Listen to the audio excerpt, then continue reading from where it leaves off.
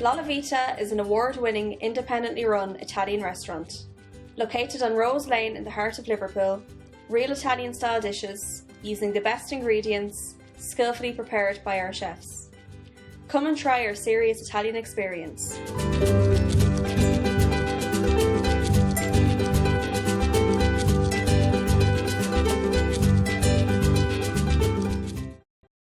To me, Irish people are the funniest in the world. They just are. Oh, this looks amazing. I just love any food that comes with its own home. Everyone's a comedian. Anything else? Some greens. What do you think I am? A juggler? Stunning. Inspirational. Would you look at the brushstrokes on it? I think the reason I see comedy in everything is because I was surrounded by it growing up. That's good. You wouldn't know we're 105. You're 105. Between us. Do you know what? There's only one word for that. Absolutely cracker. Hi, how are you? In Ireland, one of the greatest compliments you can give someone is to describe them as a character. If you find any pearls, give them to me, okay? Come on, Slowco. Come on, I'm coming. You couldn't run the leg to yourself. Because as every writer knows, it's the characters you remember long after you've forgotten the story. Fill your heart with Ireland. Discover more at ireland.com. Eurogold is driven by being the best civil engineering contractor in the Northwest, ensuring its clients are given the highest level of service that they deserve. Eurogold work in a wide range of industry sectors, including house building, highways, commercial and industrial build.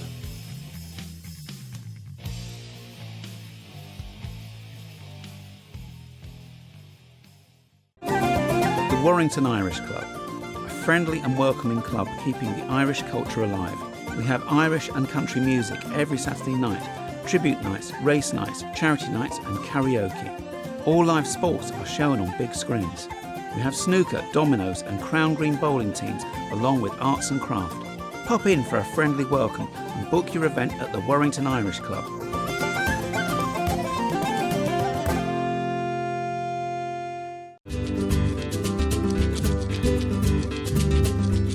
La Vita is an award-winning, independently run Italian restaurant.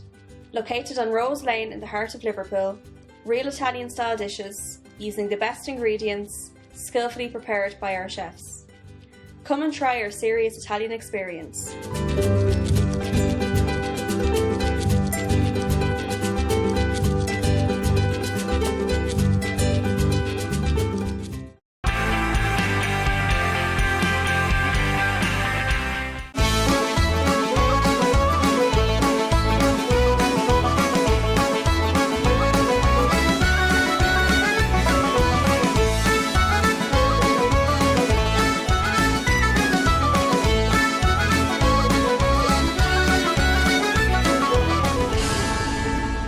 Hello everyone and welcome to the show.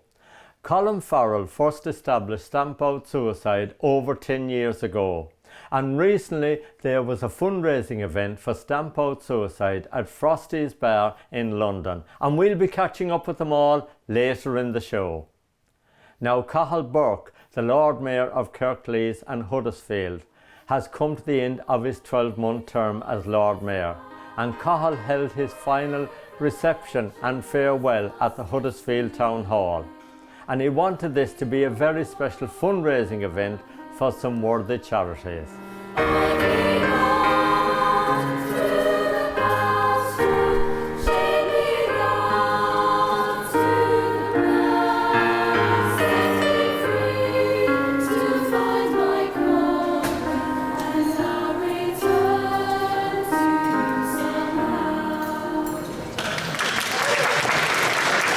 Good evening, everybody. You're very welcome to our event this evening, our dinner to celebrate the coming to the end of my term of office and also to raise money for the two charities that I have chosen this year, and that's the Calderdale and Huddersfield NHS Trust and also the Royal Air Force Association, the Huddersfield branch.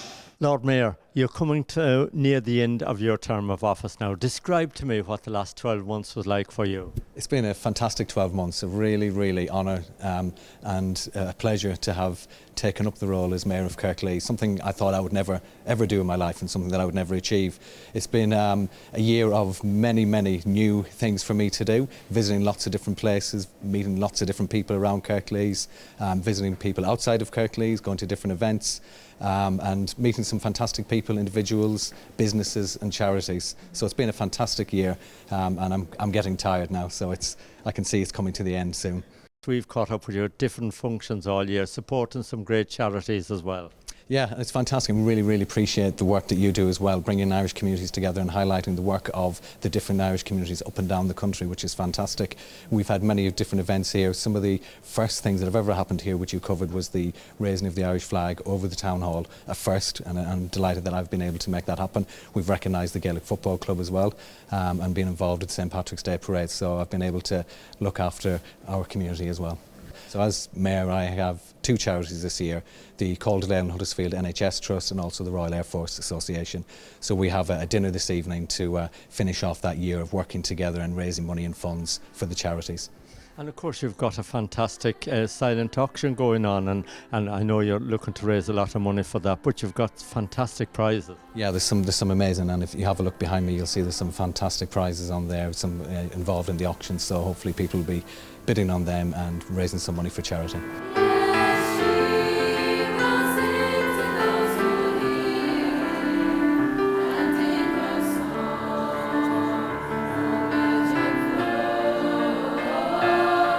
Emma, tell me a little bit about the Calderdale and Huddersfield NHS charity.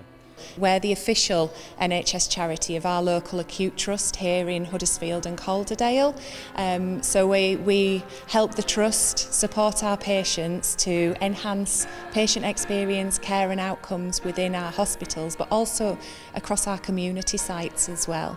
I feel really lucky that I'm part of a network of NHS charities, large, small, some just starting to find their feet, some very well established and large organisations, but we're all trying to do the best that we can possibly do for our patients within our own communities. Tonight we're here, of course, with the Lord Mayor for a Lord Mayor's evening. How supportive has he been during the last 12 months? Oh, he's been absolutely incredible in terms of the support that he's offered our charity, not only through the raising of funds, but raising the profile of what the charity is, and perhaps what we're not here for. Working within the NHS, obviously, we have our restrictions on what we can do, what we can't do, what we should do and what we shouldn't do. And riding off the back of what we saw in 2020 and the outpouring of love and support that all NHS charities up and down the UK received, it's been really heartening to think that our local councillor within the Lindley ward, which is actually home to one of our hospitals, adopted us as one of his chosen charities for the year, really to support us to be the very best version of ourselves and to allow us the opportunity to engage with Cahal's contacts, his community, to support us, in turn to support our patients. There are new up-and-coming campaigns, so we're working with our oncology colleagues at the moment to identify how we could better support cancer patients within the hospital environment.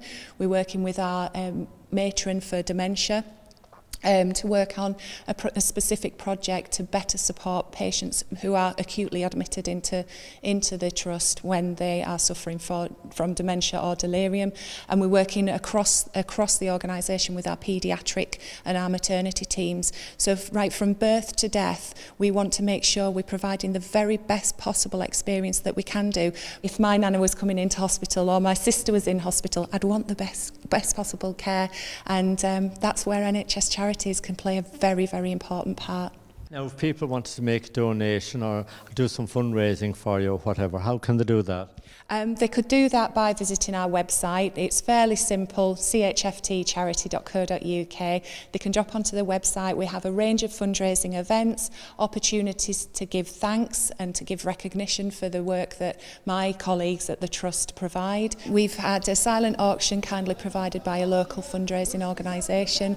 We've been accepting donations all evening in in the form of donation envelopes, and it's a great event to almost just highlight what we're about, what we've achieved throughout the year, but what the future holds for us as well. So it's been a wonderful evening, and the entertainment's been absolutely spectacular as well.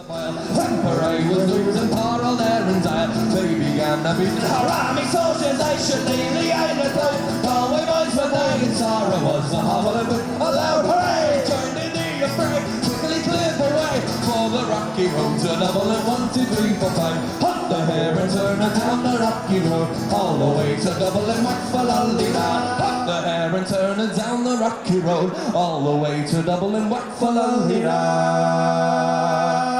Brian, tell me a little bit about the Royal Air Forces Association. Well, it was formed around 80 years ago, and the idea was to provide welfare to serving and veterans from the RAF, and that simply has carried on ever since. When I first joined 10 years ago, we were helping World War II veterans. They've just about all gone. We then went on to serving National Service veterans.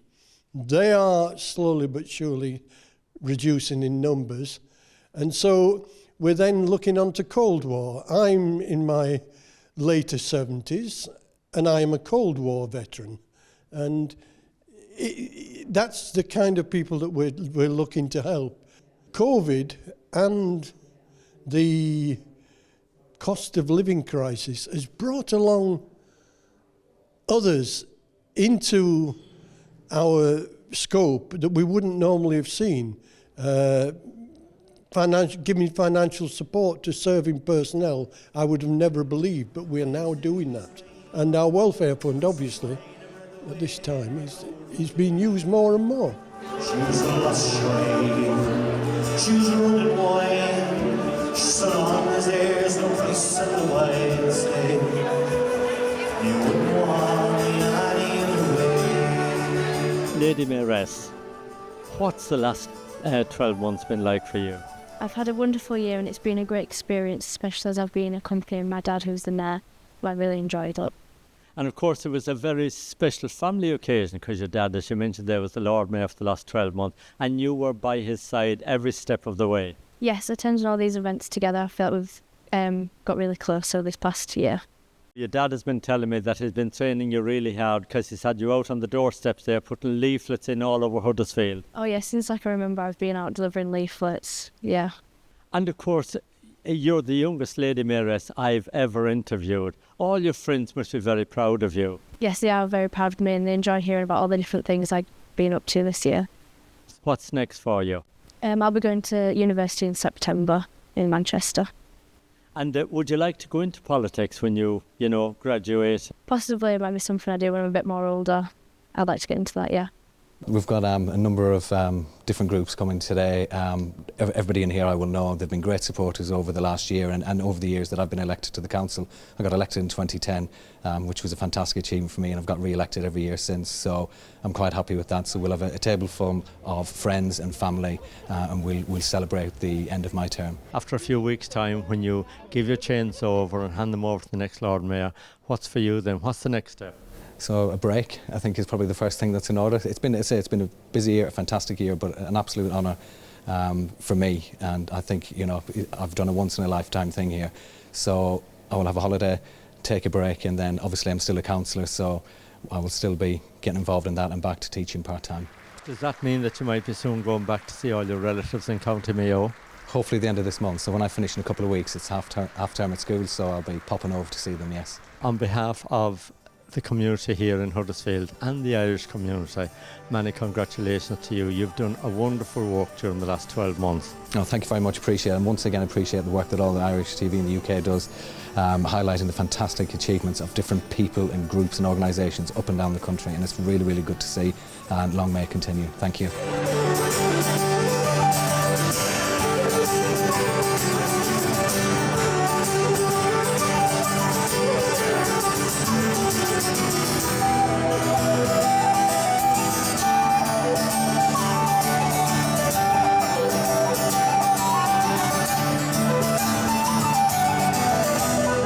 Cahal done a great job as Lord Mayor. He supported all the communities as much as he possibly could, and I'm sure he'll continue to do this as a councillor. We'll take a break and we'll see you in a few minutes.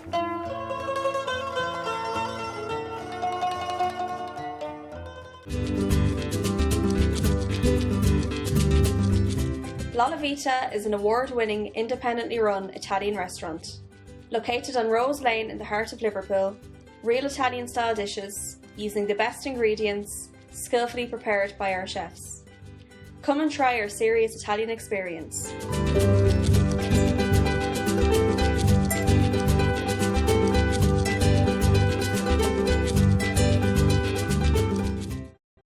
To me, Irish people are the funniest in the world. They just are. Oh, this looks amazing. I just love any food that comes with its own home. Everyone's a comedian. Anything else? Some greens. What do you think I am? A juggler? Stunning. Inspirational.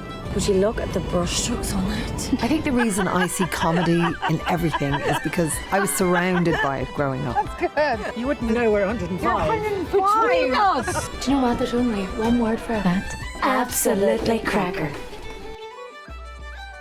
Hi, how are you? In Ireland, one of the greatest compliments you can give someone is to describe them as a character. If you find any pearls, give them to me, okay? Come on, Slowcoat. Come on, I'm coming. You couldn't run the leg to yourself. Because as every writer knows, it's the characters you remember long after you've forgotten the story. Fill your heart with Ireland. Discover more at Ireland.com. Eurogold is driven by being the best civil engineering contractor in the Northwest, ensuring its clients are given the highest level of service that they deserve. Eurogold work in a wide range of industry sectors, including house building, highways, commercial and industrial build.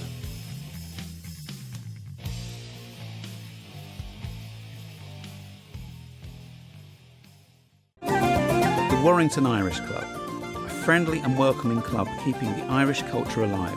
We have Irish and country music every Saturday night, tribute nights, race nights, charity nights and karaoke. All live sports are shown on big screens. We have snooker, dominoes and Crown Green bowling teams along with arts and craft. Pop in for a friendly welcome and book your event at the Warrington Irish Club.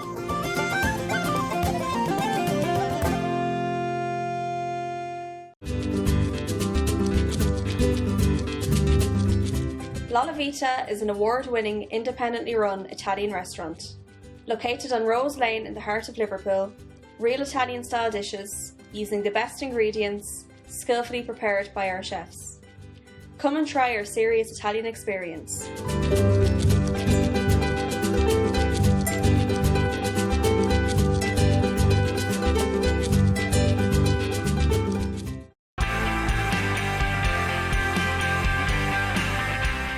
Welcome back. Now, Colm Farrell first established Stamp Out Suicide over 10 years ago.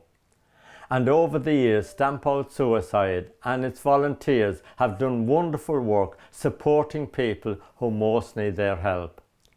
Well, recently there was a fundraising event at Frosty's bar in Harrow in London.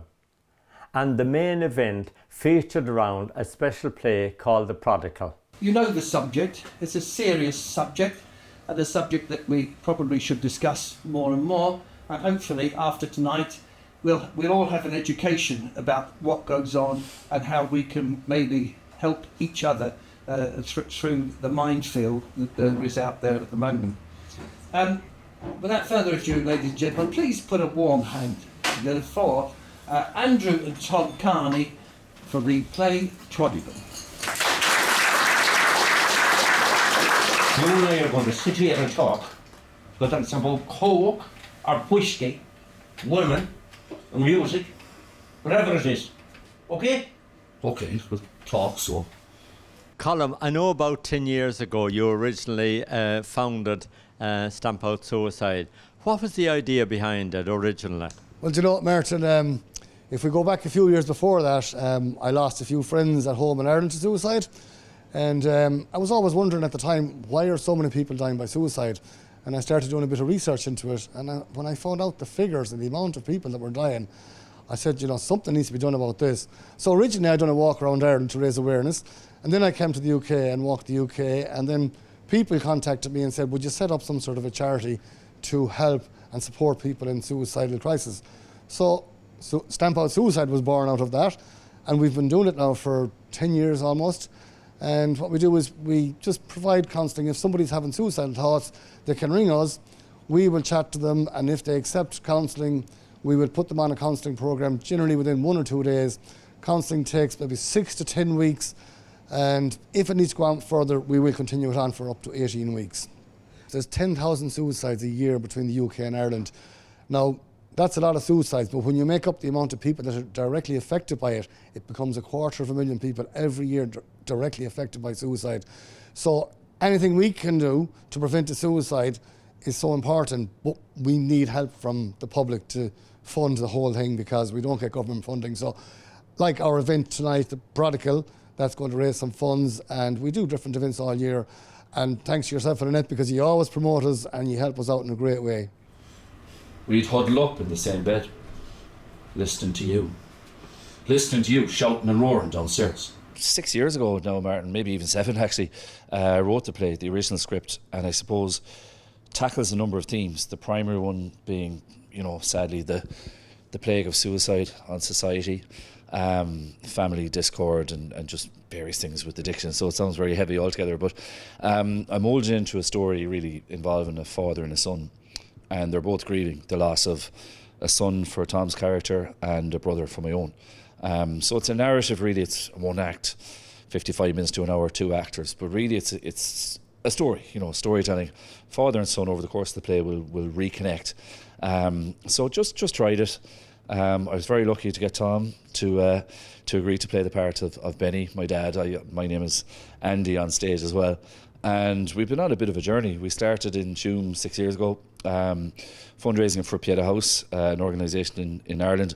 And we felt at the time that might be it. We were happy with that. But even through COVID, where we took a 2 or 3 year break, we've come back. And now it seems to be growing, you know, going from strength to strength in a sense. And we feel very fortunate that we've had the opportunity to bring it to so many places, especially in the UK, from Manchester, Liverpool, Warrington, Coventry, and now back to London here in Harrow. So it's been great from that point of view.